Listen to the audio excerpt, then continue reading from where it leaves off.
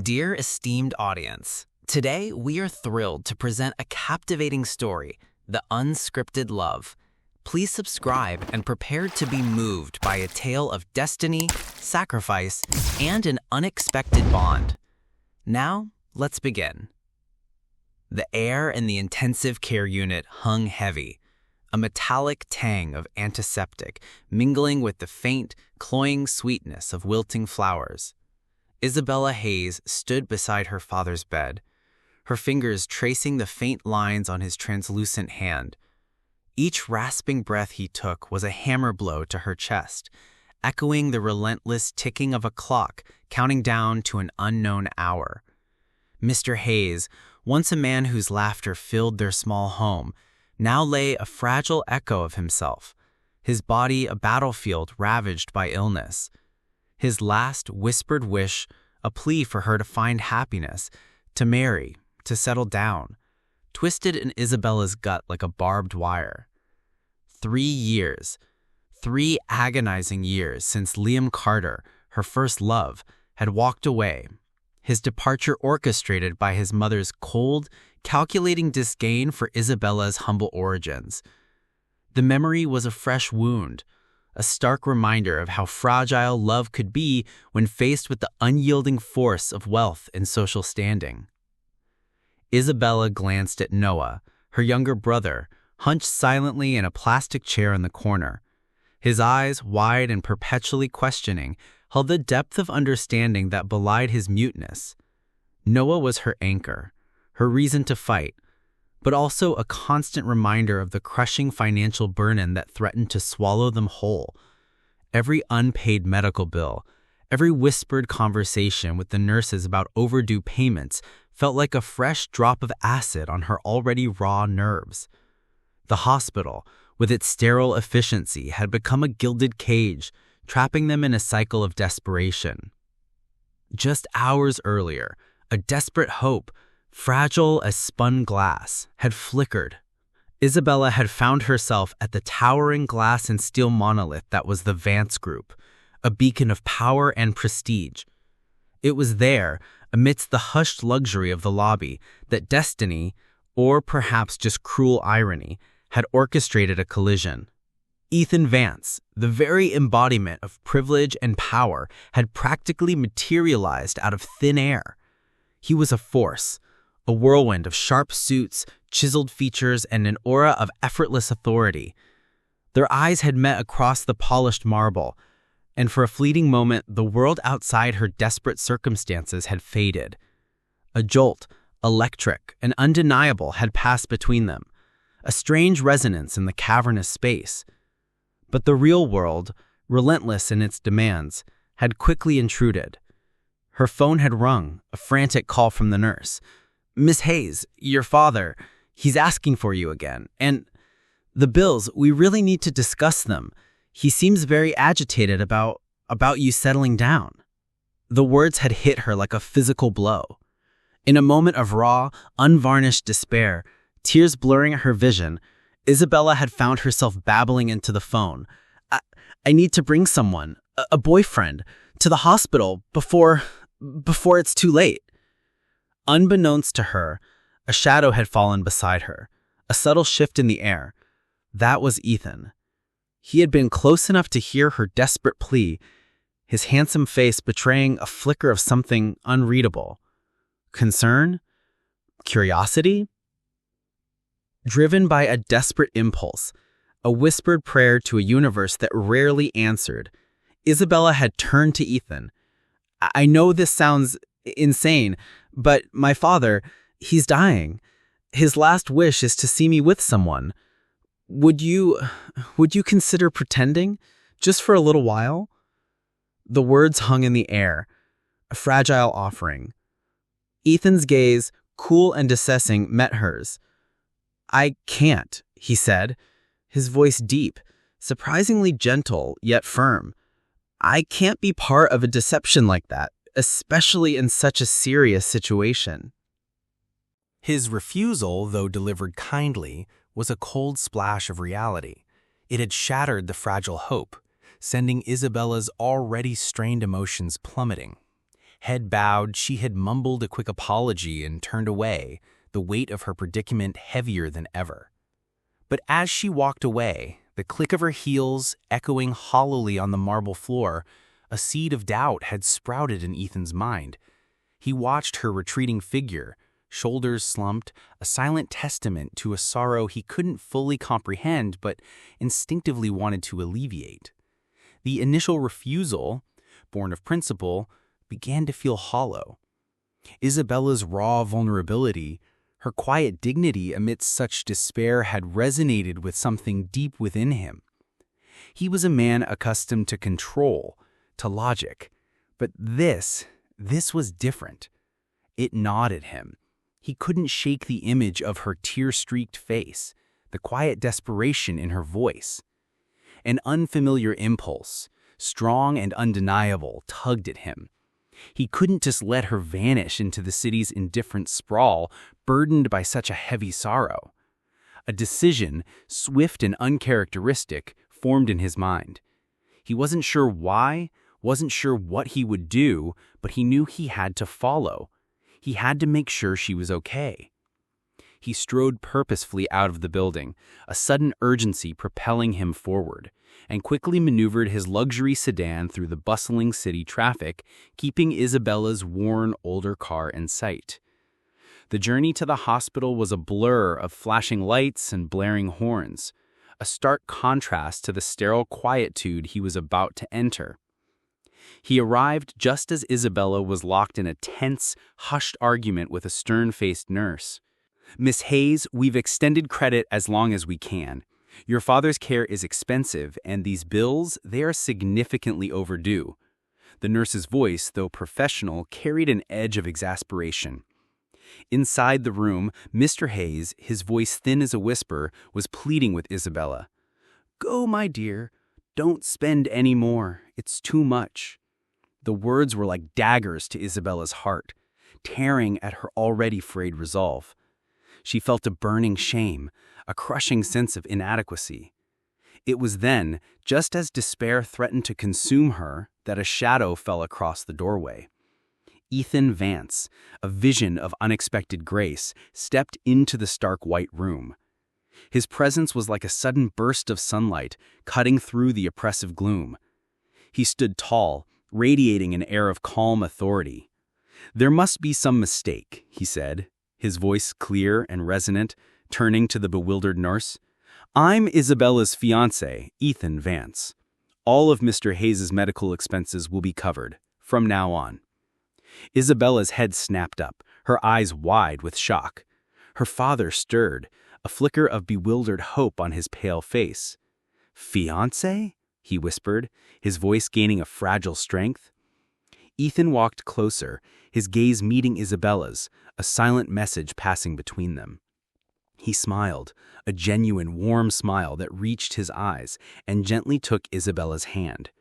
"Yes, sir," he affirmed, addressing Mr. Hayes directly. "We were actually planning on telling you the good news very soon. A quiet ceremony, perhaps, once you're feeling better. We didn't want to worry you." His words were a balm, a deceptive promise that wrapped around Mr. Hayes like a warm blanket. He gave Isabella's hand a reassuring squeeze, a gesture that was both public and intimately private. In that moment, surrounded by the sterile coldness of the hospital room, a silent, unscripted bargain had been struck, a fragile seed of destiny planted amidst the fertile ground of desperation and unexpected compassion. The nurse, momentarily stunned, quickly began apologizing profusely, promising to update their records. Isabella, still reeling, could only stare at Ethan, a million questions swirling in her mind yet unable to voice a single one. Her father, a faint smile gracing his lips, closed his eyes, a fragile peace settling over him. This unexpected turn, this sudden, bewildering intervention had just rewritten the first page of Isabella's life, pulling her into a narrative she never could have foreseen. The sterile scent of the hospital, once a source of dread, now carried a strange, almost comforting undertone of the impossible. Isabella watched as Ethan Vance effortlessly navigated the nurse's station, his voice a low, confident murmur, sorting out the overdue bills with the wave of his hand. It was a surreal ballet of power and vulnerability. How could this man, who hours ago had politely refused her desperate plea, now stand here, her self-proclaimed fiancé, a pillar of strength she hadn't known she needed? Her mind reeled, a kaleidoscope of relief, confusion, and a burgeoning, terrifying hope. She felt like a puppet whose strings had been abruptly handed to a stranger, yet somehow the stranger held them with surprising tenderness. Later that evening, after Mr. Hayes had finally drifted into a peaceful sleep, his face unburdened by worry for the first time in months, Isabella found Ethan waiting for her in the quiet hospital cafeteria. The fluorescent lights cast a harsh glow on his impeccably tailored suit, a stark contrast to her own rumpled clothes. He looked less like a casual acquaintance and more like a figure etched from a high-gloss magazine. "We need to talk," he said, his voice softer than she'd expected, devoid of the earlier theatricality. The conversation that followed was not what Isabella anticipated. Ethan didn't demand explanations or express regret for his dramatic entrance. Instead, he laid out his terms with a calm, almost detached precision that belied the absurdity of the situation. "This marriage," he began, his gaze steady, "it will be on paper only. A contract, if you will. It serves a purpose for both of us." Isabella stiffened, her initial gratitude hardening into a familiar resentment. Was this all a calculated move? Another powerful individual leveraging her desperation? "For you," he continued, as if reading her thoughts, "it means financial stability for your father's care and a secure future for Noah. No more worrying about bills. For me," he paused, a flicker of something unreadable in his dark eyes. "For me, it offers a strategic advantage. It secures my position within Vance Group and deters certain unwanted attentions." The subtle emphasis on certain unwanted attentions hung in the air, a veiled reference to Victoria Sterling. Isabella knew instinctively that this was more than just a convenient escape for him. It was a chess move in a game far grander and more ruthless than anything she could imagine. The cold logic of his proposal was chilling, yet undeniably practical. It was a lifeline, albeit one tethered to an unknown ocean. The next few days blurred into a whirlwind of legal documents and whispered discussions. Ethan, true to his word, had his legal team draw up the marriage contract, which was surprisingly fair, even generous in Isabella's favor. It guaranteed Mr. Hayes' continued care and set up a trust for Noah's education and future. Isabella signed it with a hand that trembled slightly, a bitter taste of defeat and relief mingling on her tongue. It felt less like a new beginning and more like the sealing of an unspoken pact with the devil, albeit a devil with impeccably styled hair and a surprisingly empathetic gaze. Meanwhile, Ethan's trusted assistant, a sharp-eyed woman named Chloe, had wasted no time. Reports began trickling in, meticulously detailing Isabella's life, the quiet courage she exhibited caring for her family, the subtle weariness etched around her eyes, the years she spent putting others first. It all painted a picture far more compelling than any socialite's carefully curated facade. Chloe's discreet inquiries had also unearthed the truth about Isabella's past relationship with Liam Carter and the cruel intervention of his mother, a powerful socialite who deemed Isabella unworthy of his son due to her modest background. Ethan listened to Chloe's reports, a quiet fury brewing beneath his calm exterior. He understood Isabella's pain, the sting of being judged and dismissed because of circumstances beyond her control. It mirrored, in a peculiar way, his own constant battle against those who saw him only as the heir, the fortune, never the man. The true bombshell, however, came with Chloe's findings on Victoria Sterling. "Sir," Chloe had reported, her voice hushed, "Victoria has been seen frequently with a Mr. Richard Thorne. He's the son of Mr. Henry Thorne, CEO of Thorne Industries." Ethan's jaw tightened.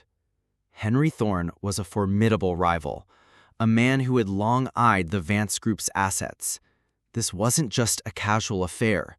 It was a strategic alliance, a venomous viper in the carefully manicured gardens of high society. Victoria wasn't merely chasing his money. She was trying to use their potential union to gain leverage, perhaps even to facilitate a hostile takeover. The realization sent a chill down his spine. Victoria's beauty, once a fleeting distraction, now seemed a deceptive mask, hiding a predatory ambition. This woman, who had relentlessly pursued him for 6 years, was playing a dangerous game, using the illusion of love to achieve her true goal: power. The very next day, as Isabella sat by her father's bedside, reading him a story, a rare moment of peace settling over them, Ethan arrived. He looked different, his usual guarded demeanor replaced by a raw intensity. He didn't speak, but instead pulled a small, velvet box from his pocket. Isabella's breath caught in her throat. It was not a ring, but a small, intricately carved silver locket. "Isabella," he began, his voice low, his eyes piercing hers. "I know what I said before, and I know this is sudden, but marry me. Not just on paper. Marry me. Properly." Isabella stared at him, bewildered. "Ethan, what are you saying? Our agreement was a starting point, but after seeing you, after understanding what you've endured, and after what I've discovered about Victoria's true intentions, I realize this isn't just about strategy anymore. I need a partner, Isabella. Someone with your resilience, your honesty, someone who isn't tainted by the greed and manipulation that permeates my world." He paused, a flicker of vulnerability crossing his face. "I'm not asking for love. Not yet. But I'm asking for genuine partnership, for a chance to build something real, something that can withstand the storms heading our way." Just then, Mr. Hayes stirred, his eyes fluttering open. He looked at Isabella, then at Ethan, then at the locket in Ethan's hand. A faint smile touched his lips, and he whispered, his voice surprisingly clear, "You must marry him, Isabella. He's a good man." His words, a fragile blessing, echoed in the quiet room. Isabella felt a sudden, overwhelming surge of emotions. The practicality of the contract was still there, a solid foundation beneath the dizzying uncertainty. But now it was overlaid with something else, a glimmer of respect for Ethan's surprising honesty, a flicker of warmth for his unexpected vulnerability. And her father's words, a sacred plea, were the final push. Could this be it? Could this man, who had appeared from nowhere, be the unlikely answer to her unspoken prayers? Could she trust this sudden, bewildering turn of fate? "Ethan," Isabella whispered, her voice barely audible. Her gaze drifted from the locket to his earnest eyes. There was a desperate yearning for stability, for protection, for a moment of respite from the relentless tide of misfortune that had plagued her family. And in Ethan's eyes, she saw not just calculation, but a strange, quiet sincerity. It was a leap of faith into the unknown, a wager against her own skepticism. "Yes," she finally said, the word a soft exhalation of breath. The simple word, uttered amidst the hushed beeps of medical equipment, sealed not just a contract, but a burgeoning, complicated destiny. Ethan's hand, strong and warm, closed over hers. The silver locket, a cold promise, pressed into her palm. Outside, the city hummed with indifference. But inside that small hospital room, a silent revolution had begun, a promise of a new kind of love, forged in the fires of necessity and unexpected truth. The quiet acceptance in Isabella's voice, the genuine relief that washed over Ethan's face, marked the end of one chapter and the thrilling, terrifying beginning of another. The marriage, hasty and unconventional as it was, felt like stepping onto a tightrope suspended between two towering cliffs, the precarious hope of her father's recovery and the dizzying, unknown future with Ethan Vance. Isabella found herself navigating a new reality, one where the hushed corridors of the hospital mingled with the opulent, almost intimidating luxury of Ethan's world. Her days were a tapestry, woven with threads of deep concern for Mr. Hayes, quiet moments tending to Noah, and increasingly frequent, yet still, formal interactions with Ethan. He was a paradox, a man of immense power who treated her with unexpected deference, a stranger who had woven himself into the very fabric of her life. The silver locket he'd given her, a small, cold wheat against her skin, was a constant reminder of the profound, unasked-for change in her destiny. Not surprisingly, the news of Ethan Vance's sudden marriage to an unknown woman spread like wildfire through the city's elite circles. Victoria Sterling, whose pursuit of Ethan had been a 6-year symphony of calculated charm and strategic appearances, was among the first to hear. The news hit her like a physical blow, splintering the carefully constructed facade of her ambition. Her meticulously planned future, intertwined with the Vance legacy, crumbled in an instant. The rage that simmered beneath her polished exterior threatened to boil over. She was a woman who saw life as a grand chess game, and Isabella was an unexpected, utterly inconvenient pawn that had overturned her board. Eleanor Vance, Ethan's mother, was a woman cut from the same formidable cloth as her son, though perhaps with a sharper, more defined edge of ruthlessness. The matriarch of the Vance empire, Eleanor commanded respect and fear in equal measure. The news of Ethan's marriage, bypassing all her carefully laid plans and potential alliances, was an affront. She had envisioned a match that would solidify the Vance name, perhaps with a scion of the old money families, not with a girl from seemingly nowhere. Her initial reaction was a cold fury that would have withered lesser individuals. The summons came swiftly, a discreet note delivered by a chauffeur, inviting Isabella to afternoon tea at the Vance estate. The sprawling mansion, nestled amidst acres of manicured gardens, felt less like a home and more like a fortress of silent judgment. Isabella arrived dressed in her most presentable, yet still modest attire, feeling like a fragile bird flown into a golden cage.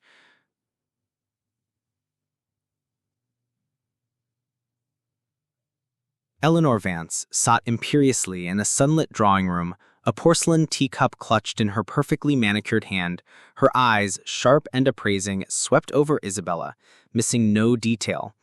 There was no warmth, no feigned welcome.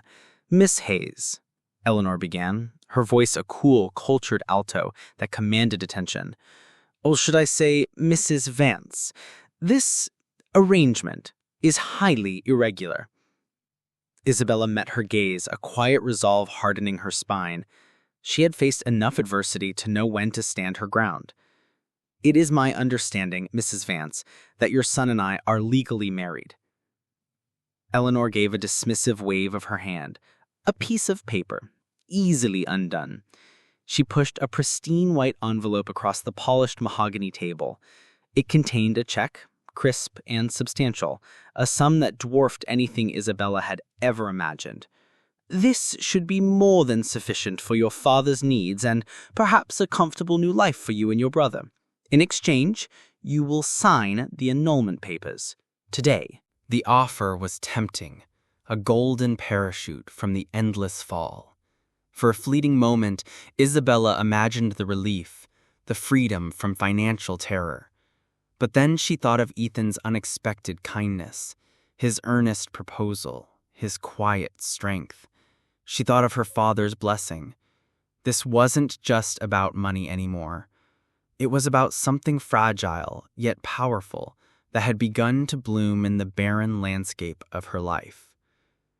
She slid the check back across the table. "I appreciate your concern, Mrs. Vance, but I cannot accept." Eleanor's perfectly arched brows rose in surprise, a flicker of something unreadable. Annoyance? intrigue in her eyes. "Are you truly so naive, child? Do you believe Ethan married you for love? Or perhaps you imagine yourself worthy of the Vance name?" Her words were sharp, cutting. "I don't imagine anything," Isabella replied, her voice steady despite the tremor in her hands. "I simply made a commitment, and I intend to honor it, just as your son made a commitment." There was a quiet dignity in her refusal, a resilience that Eleanor, a woman who had fought her own battles to rise to her current station, recognized instinctively. It was a fleeting, uncomfortable moment of self-reflection for Eleanor, seeing a flicker of her own younger, fiercer self in this unassuming girl. For a split second, the steely exterior of Eleanor Vance cracked, revealing a complex woman beneath, one who admired strength even when it defied her. This unforeseen resonance, a subtle mirror of their shared resilience, planted a tiny, almost imperceptible seed of grudging respect in Eleanor's heart. Later, Isabella clutched the Xeroxed check, now crumpled and torn into small pieces, the symbolic act of defiance more satisfying than the money could ever be. This was her battle, her choice.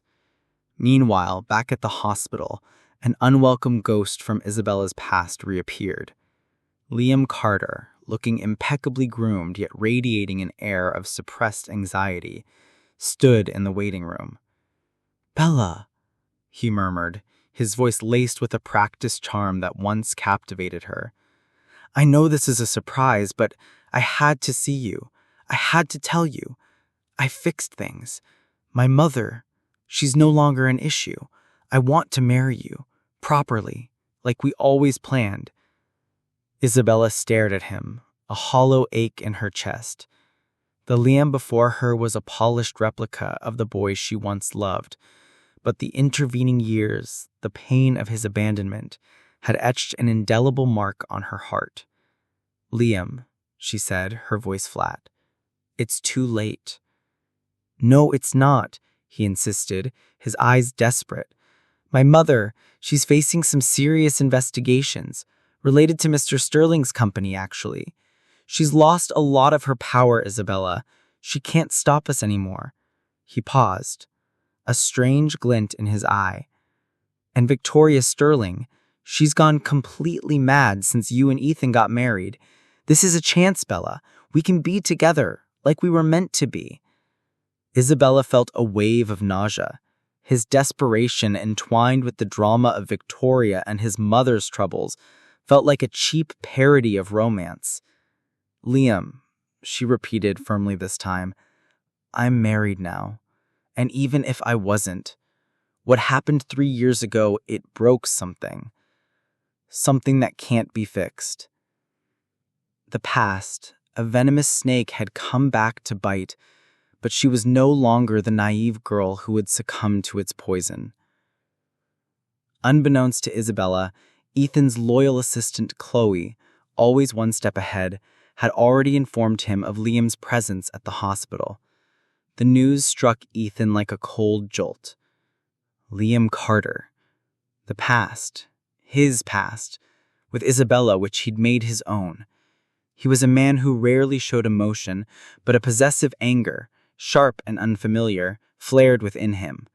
He immediately left a crucial board meeting, leaving behind baffled executives, and sped towards the hospital. He arrived just as Liam, emboldened by Isabella's restraint, attempted to take her hand, a gesture that reeked of ownership. Ethan strode in, his presence a sudden, chilling wall between them. His voice, usually modulated, was a low growl. "Mr. Carter, I believe you've overstayed your welcome." Liam, startled, turned. "Ethan Vance, what are you doing here? This is between Bella and me. Isabella is my wife. There is nothing between you and her anymore. Your past is precisely that. Past." His words, delivered with quiet menace, were a stark declaration of ownership, a brand seared onto the air. Liam, sensing the dangerous shift in the atmosphere, quickly backed down, muttering an excuse before making a hasty retreat. Later, Ethan confronted his mother, Eleanor. He had overheard fragments of her earlier conversation with Isabella, piecing together the true nature of their meeting. The sight of the crumpled, torn check found by Chloe after Eleanor's departure had only fueled his simmering fury. "Mother," Ethan's voice was deceptively calm, a predator's stillness before the strike. "I believe you paid Isabella a visit today." Eleanor, sipping her evening tea in the family library, barely looked up. "I merely had a conversation with your wife to clarify a few things." And those clarifications involved a substantial sum of money and demand for a divorce, didn't they? Ethan's voice hardened, each word a hammer blow. "I made a commitment, Mother, a very public commitment, and I do not appreciate you undermining my decisions, especially when they involve my wife." The word wife hung in the air, weighted with a new, fierce possessiveness. Eleanor finally looked at him, her eyes sharp. "Ethan, be sensible. This girl, she is not suited for our family. She is a distraction, a liability. She brings nothing but complications." "She brings honesty, Mother," he retorted, his voice rising, a rare crack in his controlled demeanor. "She brings a strength that isn't bought or inherited. And unlike some people, she doesn't use love as a cover for ambition. I am not divorcing Isabella. Not now, not ever." His declaration hung in the opulent library, a challenge laid bare. Eleanor, stunned by the uncharacteristic passion in her son's voice, saw not just defiance, but a spark of something she hadn't seen in him before. True conviction.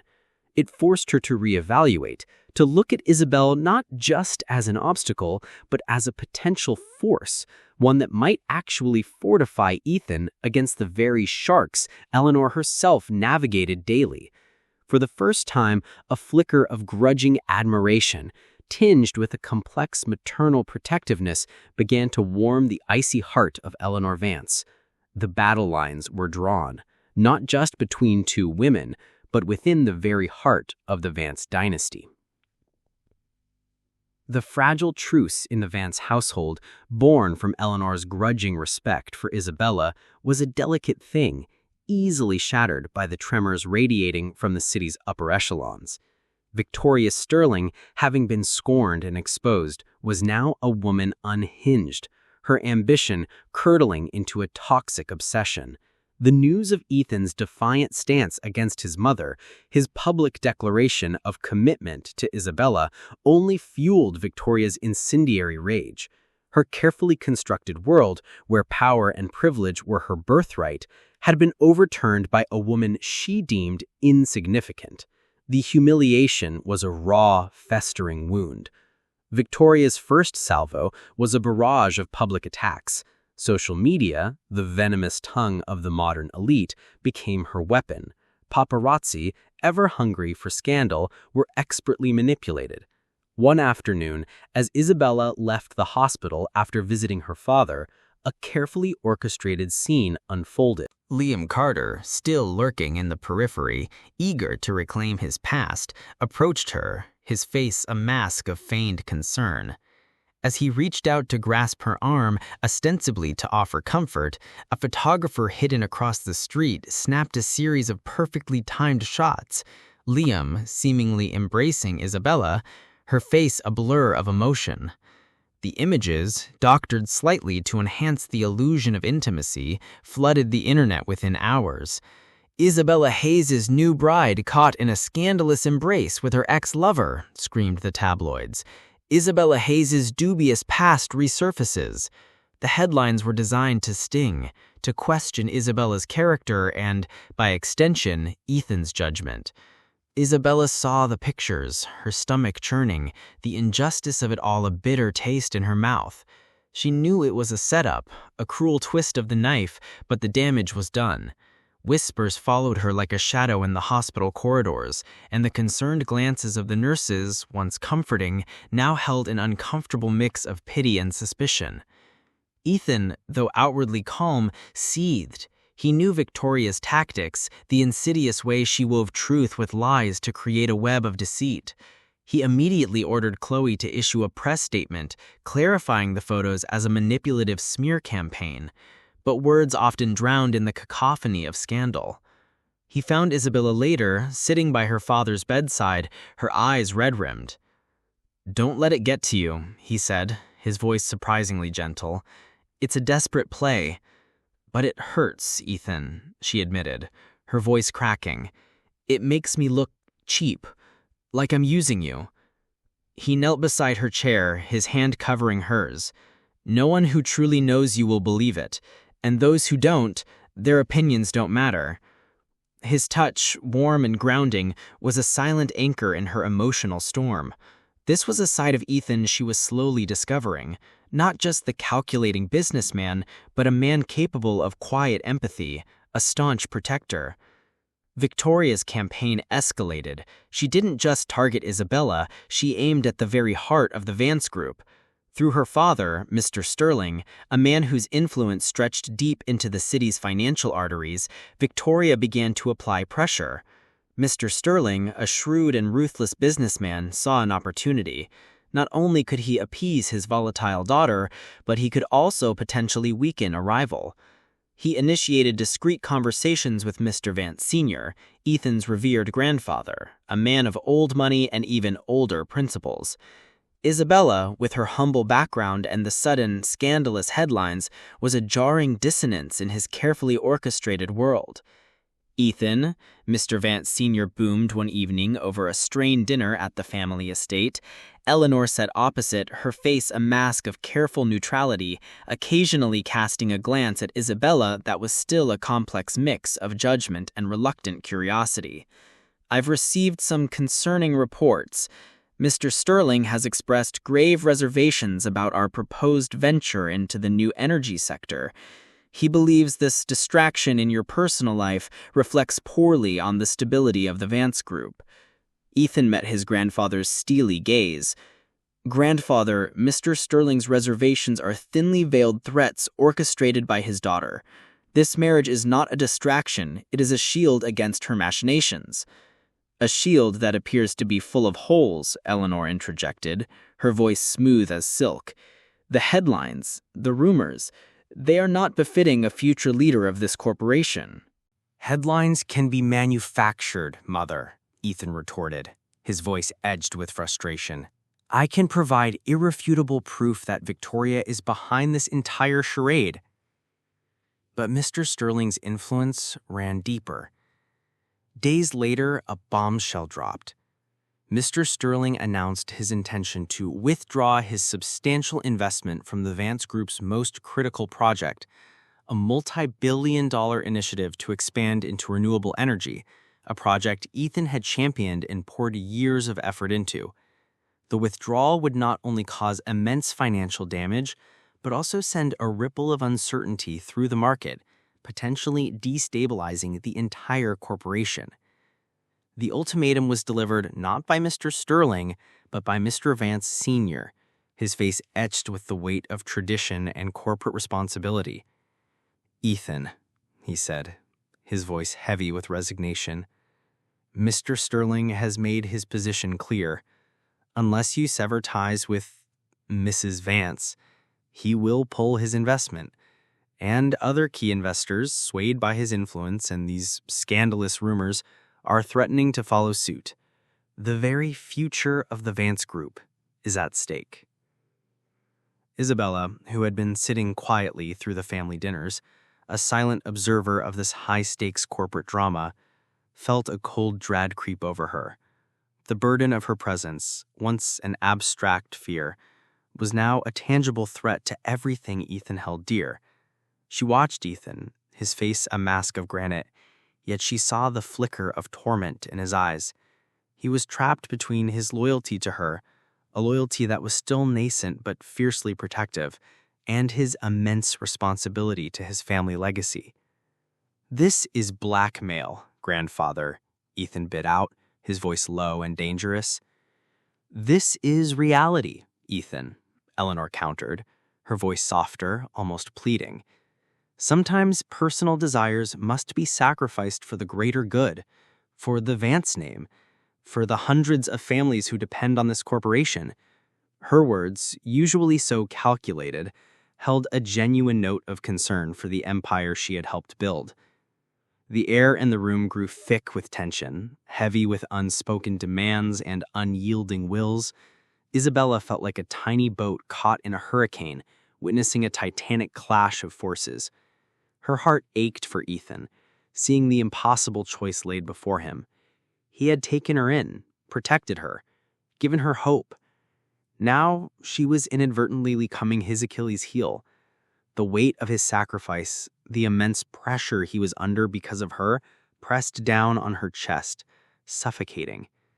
The silence stretched, a taut wire ready to snap. The future of the Vance Group and, by extension, Isabella's newfound fragile stability hung precariously in the balance, a storm brewing on the horizon, ready to consume them all. The game had just become deadly serious, and Isabella, the unwitting pawn, was now dangerously close to the center of the board. The weight of the ultimatum from Mr. Sterling, amplified by Grandfather Vance's traditionalist demands, pressed down on Ethan like a monolith. The threat of pulling crucial investment, the whispers of other investors following suit, were not just corporate maneuvers. They were a direct assault on the legacy he was born to uphold. Isabella watched him, a silent witness to his torment. The vibrant spark in his eyes seemed dimmed, overshadowed by the immense burden of responsibility. She saw the man beneath the polished facade, a man caught between two worlds, the one he was born into, rigid with expectations, and the one he was slowly, reluctantly, building with her. Her own heart ached with the familiar ache of helplessness. She was the unexpected variable, the wrench in the perfectly calibrated machinery of the Vance empire. The thought of stepping aside, of sacrificing her fragile happiness for his monumental burden, flickered like a tempting, painful mirage. But then she remembered his words, whispered in the hospital. "I need a partner, someone with your resilience, your honesty." Could she truly abandon him now, when the storm raged fiercest? The turning point came at the annual Vance Group shareholders meeting, a glittering high-stakes affair held in the grand ballroom of the city's most exclusive hotel. The air crackled with anticipation, a blend of corporate anxiety and social schadenfreude. Victoria, resplendent in a gown that seemed woven from moonlight and malice, was everywhere. Her smile a predatory curve, her whispers like poison ivy, clinging to every ear. She moved with the confidence of a queen about to claim her throne, flanked by her father, Mr. Sterling, whose presence lent an undeniable authority to her thinly veiled threats. The meeting began with a tense report on the Q3 earnings, overshadowed by the looming threat of Mr. Sterling's withdrawal. Ethan, composed and unyielding, presented his vision for the renewable energy project, a blueprint for the future of the Vance Group. But as he spoke, the murmurs about Isabella intensified. Victoria, seizing her moment, rose dramatically from her seat, her voice ringing out clear and laced with feigned concern. "Mr. Vance," she began, a theatrical sigh escaping her lips. "While we all admire your vision, I must express the collective concern regarding the stability of your unconventional marriage. It has, unfortunately, become a public spectacle, and frankly a liability that threatens to derail this crucial project. Perhaps for the good of the company, and in light of recent scandalous revelations, you should reconsider your personal commitments." Her words hung in the air, a thinly veiled accusation, a direct challenge. She gestured subtly towards a large screen that suddenly flickered to life, displaying the paparazzi photos of Isabella and Liam, enlarged and pixelated to emphasize the supposed intimacy. A collective gasp rippled through the room. Isabella, seated quietly among the non-executive spouses, felt the familiar heat of humiliation creep up her neck, her hands clenched in her lap. This was it, the public execution. But before Ethan could respond, a calm, clear voice cut through the commotion. Indeed, Miss Sterling, personal commitments can be quite revealing. It was Isabella. She rose, slowly, deliberately, her gaze unwavering as it met Victoria's. The room fell silent, all eyes on her. "While I understand the concerns regarding my presence here," Isabella began, her voice, though soft, carried an unexpected authority. "I assure you, my commitment to Mr. Vance and to the integrity of this corporation is unwavering. Unlike some, my motives are not veiled by deception." She paused, taking a deep breath. "The photos displayed," she continued, her voice gaining strength, "are a desperate attempt to malign my character. They were staged by Miss Sterling, and I believe Mr. Vance can provide ample proof of her true intentions." Ethan, seeing Isabella's courage, felt a surge of pride. He nodded to Chloe, who immediately projected a series of damning documents and recordings onto the screen. They were irrefutable, detailed banking transactions showing payments to the paparazzi, intercepted messages between Victoria and Richard Thorne planning their corporate maneuvers, and a chilling audio recording of Victoria admitting her plan to discredit Isabella and coerce Ethan into marriage. The murmurs in the room changed, shifting from skepticism to outrage. Victoria's face drained of color, her carefully constructed facade crumbling into a mask of pure terror. Furthermore, Ethan's voice resonated through the stunned silence. "Mr. Sterling, you cited concerns about my personal life as a reason to withdraw your investment. Perhaps your true concern lies in the fact that your daughter's fraudulent activities intertwined with Mr. Thorne's would be exposed if a renewable energy project, which relies on transparent international partnerships, moves forward. The Vance Group will not be held hostage by such unethical practices." The revelation was a knockout blow. The entire room erupted in a furious murmur. Mr. Sterling, cornered and humiliated, began to stammer, trying to salvage his reputation. But it was too late. His grand plan had backfired spectacularly, orchestrated by his own misguided daughter. In the midst of the chaos, Eleanor Vance, who had watched the entire exchange with hawk-like intensity, slowly rose from her seat. Her eyes, usually cold and calculating, held a glint of something akin to admiration as she looked at Isabella, then at her son. "The Vance Group," she announced, her voice cutting through the din, "has always valued integrity and strength. My son, Ethan, has demonstrated both. As for Mr. Sterling's withdrawal, the board will review his actions. We have alternative investors ready to step in, investors who value our vision, not just our name." Her declaration was a powerful endorsement, a public seal of approval that left no room for doubt. It was the ultimate vindication for Isabella and a crushing defeat for Victoria. Days turned into weeks. Victoria Sterling and her father faced severe legal repercussions for their fraudulent activities and attempts at corporate sabotage. Their empire, built on manipulation, began to crumble. Liam Carter, realizing his desperate attempts were futile, finally disappeared from Isabella's life, a fading echo of a past she no longer yearned for. And then, a miracle. Mr. Hayes, bolstered by the stability and peace that had finally settled over his family, began to show remarkable improvement. One sun-drenched afternoon, as Isabella and Ethan sat by his bedside, he opened his eyes, clear and lucid. He looked at Ethan, a profound gratitude shining in his gaze. "Son," he rasped, his voice stronger than it had been in months.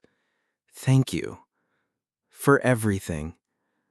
For making my daughter so truly happy."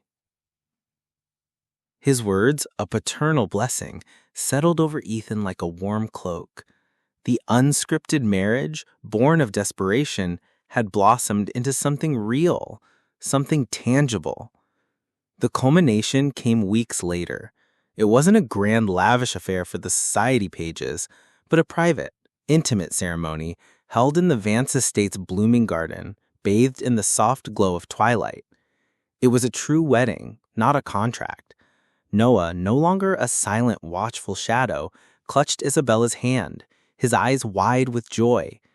Eleanor Vance, standing beside Mr. Vance Sr., offered Isabella a rare, genuine smile, a silent acknowledgement of her acceptance. The silver locket, no longer a symbol of a bargain, now held a tiny, cherished photo of Isabella and Noah. As Ethan and Isabella exchanged vows, their eyes locked. The air thrummed with an unspoken promise. It wasn't the fiery passion of a whirlwind romance, but something deeper, more resilient.